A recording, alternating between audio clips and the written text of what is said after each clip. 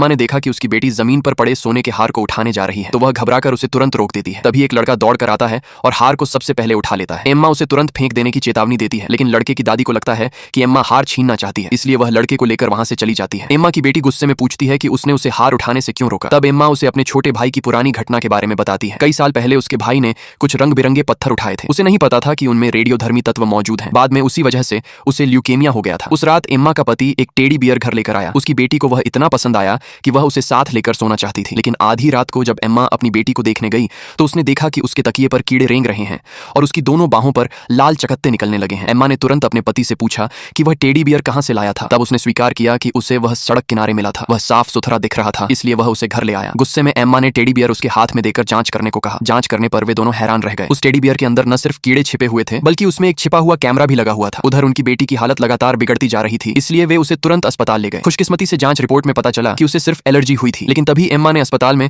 उसी लड़के की मां को दीवार के सहारे निराश बैठा देखा। तब पता चला कि वह हार सोने का नहीं था, वह एक रेडियोधर्मी धातु से बना हुआ था। घर लाने के कुछ ही समय बाद लड़के को चक्कर आने लगे और उसे मतली महसूस होने लगी। डॉक्टरों ने बताया कि उसकी जान बचाने के लिए उसके शरीर का एक हिस्सा काटना पड़ेगा। फिर भी आज भी बहुत से लोग सड़क पर पड़ी किसी भी चीज को बिना सोचे समझे उठा लेते हैं। शहर के दूसरे हिस्से में एक लड़की ने जिज्ञासा के कारण जमीन पर पड़े नोटों के एक बंडल को उठाने के लिए झुकना शुरू किया।